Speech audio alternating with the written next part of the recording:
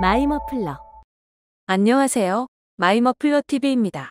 이번 시간에는 버킷리스트 사탄, 책 쓰기에 대해 알아보겠습니다. 사람들의 버킷리스트 가운데 빠지지 않고 단골로 등장하는 항목 중 하나가 바로 책 쓰기입니다.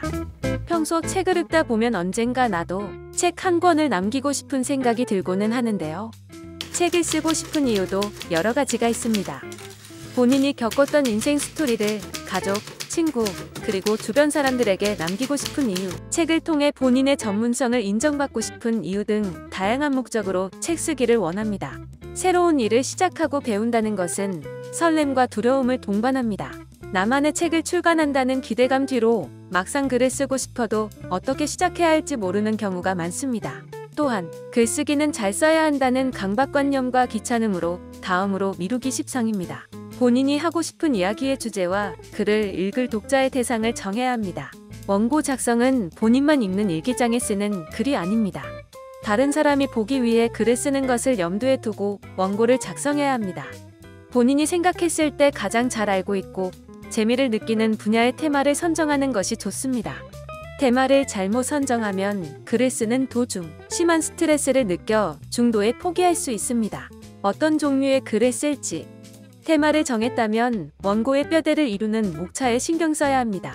책의 제목은 원고를 다 작성하고 마지막에 정해도 괜찮습니다. 출간 시기에 맞추어 트렌드를 반영할 수 있고, 글을 쓰다 보면 처음에 생각하지 못했던 좋은 아이디어가 떠올라 좋은 제목을 정할 수 있습니다. 주말에 1회도 좋고 일주일에 3회도 좋습니다. 글을 꾸준하게 쓰는 습관은 좋은 글을 만드는데 도움이 됩니다. 글쓰기의 학습, 훈련이 되어 있지 않은 이상 많은 양의 글을 작성하는 가운데 좋은 글이 만들어집니다. 처음부터 너무 잘 쓰기 위해 준비하기보다는 많은 글을 쓰도록 노력해야 합니다. 글은 쓰다 보면 좋아집니다. 우선 글에 힘을 빼야 합니다. 익숙하지 않은 어려운 단어나 화려한 수식어를 넣어야 좋은 글이 아닙니다. 처음부터 좋은 글을 쓰고 싶은 마음에 완벽을 추구하다 보면 자칫 글쓰기 행위가 즐거움이 아닌 고통으로 변하게 됩니다. 한 번에 좋은 글을 쓰는 것은 불가능합니다. 부족한 글을 여러 차례 고치는 과정인 퇴고 과정을 거쳐 글의 짜임새를 완성해 나가는 방법으로 접근해야 합니다. 열심히 글을 쓰고 누군가에게 보여주지 않는다면 자칫 자기만의 생각에 빠질 수 있습니다. 주변 사람들에게 본인의 글을 보여주기가 부끄럽게 생각된다면 블로그, 각종 커뮤니티에 브런치와 같은 SNS를 이용하는 방법도 좋습니다. 예비 독자들의 피드백을 참고하여 퇴고하는 과정 속에 글의 완성도를 높일 수 있습니다. 이렇게 원고를 완성하였다면 출판하는 방식을 결정해야 합니다. 출판은 크게 기획출판, 자비출판, 독립출판이 있습니다. 책의 종류나 본인의 성향에 따라 출판 방식을 정할 수 있습니다. 기획 출판 방식은 저자의 비용이 들어가지 않고 출판사에서 제작하여 작가에게 인세를 지급하는 방식입니다. 작가는 원고에만 집중하면 되고 원고 작성 이후의 마케팅, 홍보, 배포, 판매 등은 출판사에서 진행합니다. 기획 출판 방식은 보통 대형 출판사에서 진행합니다. 인세는 판매 금액의 10%이지만 검증되지 않은 초보 작가의 경우 5에서 10% 정도를 받습니다. 출판사는 수익성을 고려하기 때문에 초보 작가보다는 상품성을 가지고 있는 기성 작가의 원고를 주로 선택합니다. 출판사 관계자의 말에 따르면 1년에 500에서 600개의 원고가 들어오는데 그 중에서 한두 개 정도 출판이 됩니다. 대부분의 원고들이 선택받지 못하는 가장 큰 이유는 분량 부족으로 적어도 원고지 1000매 이상의 분량이 있어야 합니다. 또한 출판사의 출판 의도에서 벗어난 원고가 채택되지 않는 이유도 있습니다. 원고를 송부하기 전에 해당 출판사에서 어떤 종류의 책이 출판했는지 확인하는 것이 좋습니다.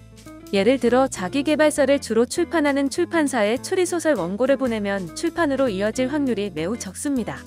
자비출판은 저자가 원고를 작성하고 출판 비용을 출판사에 지불하는 방식입니다.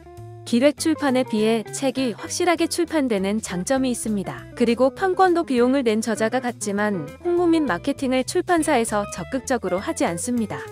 흔히들 생각하기에 기획출판에 비해 자비출판으로 책을 내면 출판사에서 더 신경을 써줄 것 같지만 이미 기획출판이 아닌 경우 상업성이 없다고 판단하여 홍보 마케팅에 적극적으로 시간과 비용을 투자하지 않을 수 있습니다. 독립출판은 1인 출판 형태를 띠는 경우가 대다수입니다. 1인이 출판사를 차리고 사업자 등록을 하여 원고 작성부터 유통, 홍보, 마케팅, 판매를 도맡아서 하는 셀프 출판입니다. ISBN이 없는 도서의 경우 정식 출판물로 인정받지 못해 대형 서점에는 유통할 수 없습니다. 독립출판을 유통할 수 있는 곳은 독립서점이 대부분입니다. 다른 일반 출판 방식에 비해 판매와 유통에 제약이 많지만 독립출판의 경우 작가 개성을 가감없이 보여줄 수 있는 책을 만들 수 있습니다. 자비출판보다 비용이 더 들어가며 책 한 권을 출판하기 위해 출판사까지 세워야 하는 부담이 있습니다. 하지만 장기적으로 출판 계획이 있다면 고려할 만합니다. 독립출판의 가장 대표적인 성공 사례로는 이기주의 언어의 온도가 있습니다.